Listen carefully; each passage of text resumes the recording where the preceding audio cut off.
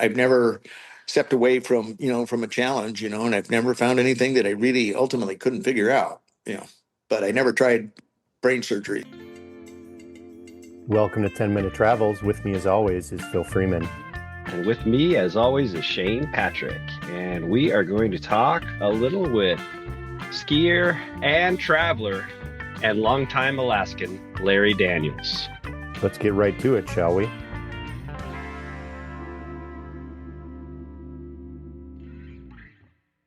Larry, we've been talking a lot about skiing, but outside of skiing, what would be a second or third passion for you, or would it get you out the door, or get you active, or get you on the road?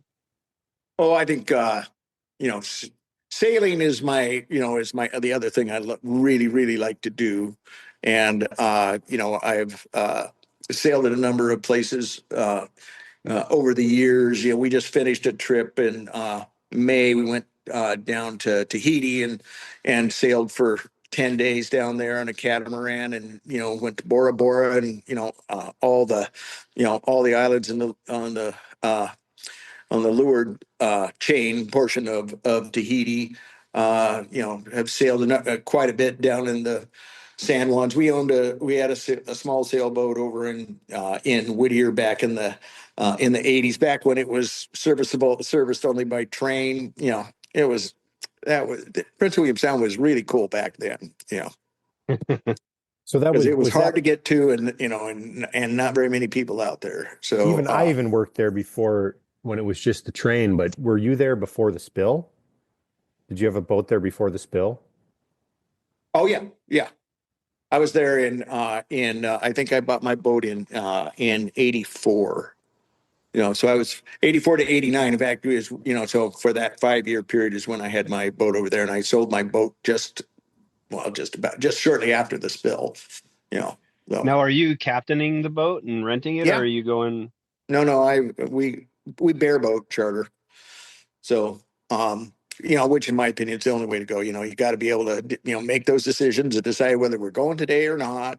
But and if I was a little bit younger, I always had the desire to, to own a boat and go sail the South Pacific. But I think maybe might have missed that boat.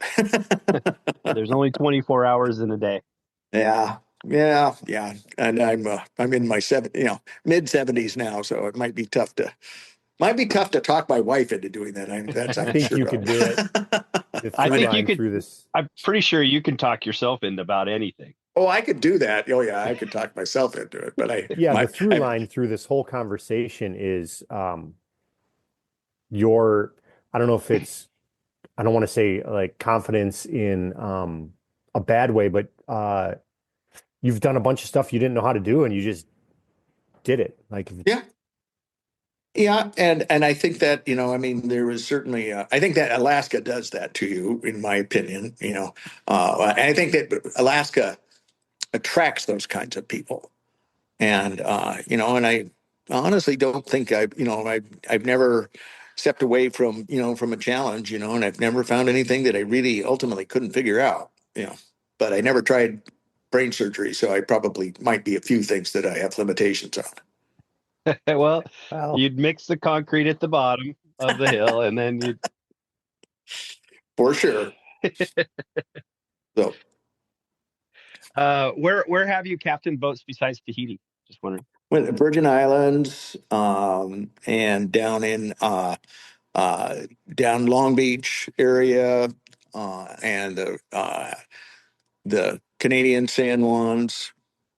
I think that's where we've sailed so far. But Greece and New Zealand are yet to happen. So we'll there's a fair chance that this spring that we might get our toes wet in New Zealand. In April.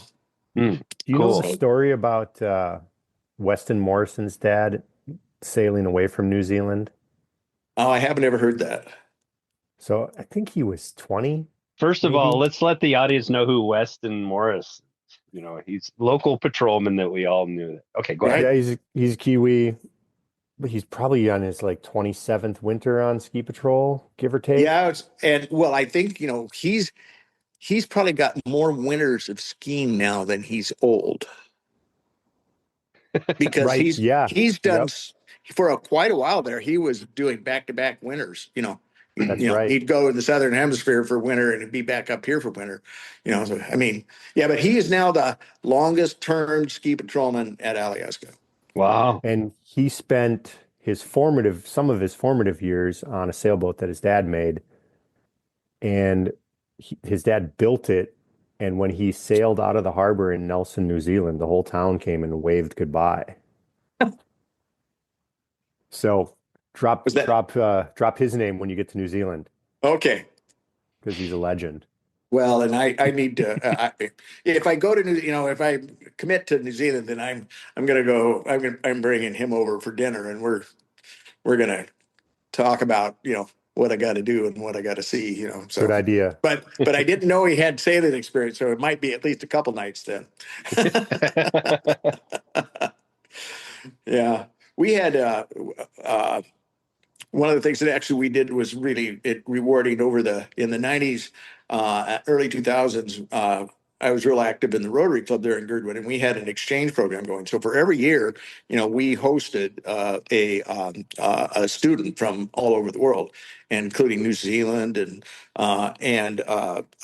Sweden and a bunch of other countries. I think Kenya. So anyhow, but that was a great opportunity, and has really worked out super well for us for the traveling that we've done, is being able to have those connections, with people in those, and I mean so you get to be actually like part of somebody's family, and when you go to visit, because you took care of the kid for quite a while. So You've got a lot of credit going. I was a Rotary Exchange student.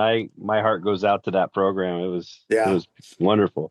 It was a good program for sure, or is a good program. So we're just not involved in it anymore. But yeah, that was a real and we had a kid from Kenya. Of course, we taught him how to snowboard, and I told him, I said, you're going to be the best snowboarder, the best Kenyan snowboarder, in the world. Because he could do the North Face on a snowboard, so it was like, yeah, you're there. You could be the Kenya snowboard team, Olympic snowboard team. Awesome talk. I love living in a small town, and clearly you do too, Larry. I remember when my dog used to come over and get your dog out of jail and go running. Yep. Shane Patrick usually asks this question as we wind down, but what are you reading? Well, I actually am reading Lisa Murkowski's book right now. I didn't know she had one. What's it called? Long Way from Home. Mm-hmm. And and at least part of that is because she's our neighbor. I mean, she lives. She's your neighbor too, Phil. Her official residence is right over there on Timberline. So you can walk down Kitzbühel, my street, just walk across the electric utility, and you're in her backyard. So wow. Yeah. So I've known her since before she became a U.S. senator. And I wouldn't say I know her well by any stretch of that nation, but I mean, it's interesting to read that sort of thing, and kind of get other people's perspective, and understand her a little bit. So anyway, that's what I'm reading right now. Not, I realize probably not the most exciting thing in the world, but somebody I know, and I want to hear what their thoughts are. What I like most about Lisa Murkowski is she wore that same yellow jacket for like 12 years. Everybody get a new whatever, and she just kept rocking that same yellow jacket. Yeah. I'm not so sure she might not still be rocking that on occasion. I hope so. Anyway. Yeah. And I mean, I like that family in that, they're duck hunters and I'm a duck hunter. They've had labs forever. So there's a lot of similarities there, but don't talk politics. Good policy. Because everybody else talks politics. So we talk duck hunting and skiing. There you go. and Labrador retrievers. So that's Labrador retrievers are the secret to a happy life because they're always happy. Yeah, there's not a serious bone in their body. Nope. As I've said many times, take your wife and your lab and put them in the trunk and open the trunk 30 minutes later to see which one's happy to see you.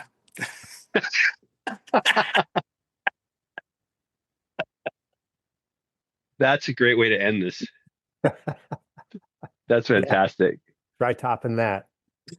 Larry, awesome. Thank you so much for your time. And my history, oh, that is just precious. I mean, the cabin I live in, Carl says it used to be part of the Alyeska complex up there, but I don't know what he knows and how it knows. But that history of a small town, this key town, it's great. And we're in the middle of nowhere in Alaska.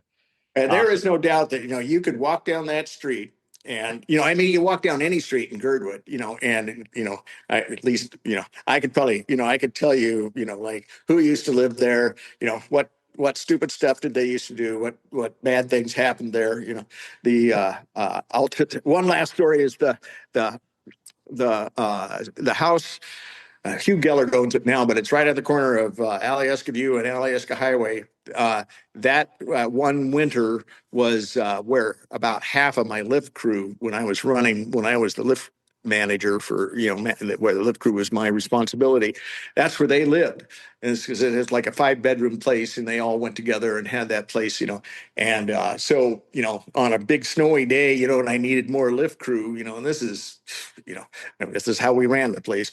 I'd, get this patrol going up the lift, because I was the guy that ran the lift to get them up there, and then I shut the lift off and then I'd run down there to that house, start banging on the door, and get, and go down from bedroom to bedroom, and wake everybody up, and tell them that, hey, we got storm, we got snow, which was always interesting because it was always kind of interesting to see who answered the door. Right.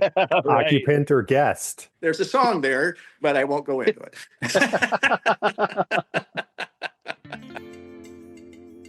That was Larry Daniels, longtime Alaskan skier and traveler, talking with us. And if you want to learn anything else about 10-minute travels and what we do, go to 10minutetravels.com. And we want to remind you to make sure that your sense of humor matches your sense of adventure. And please like, subscribe, and share this podcast on all the platforms.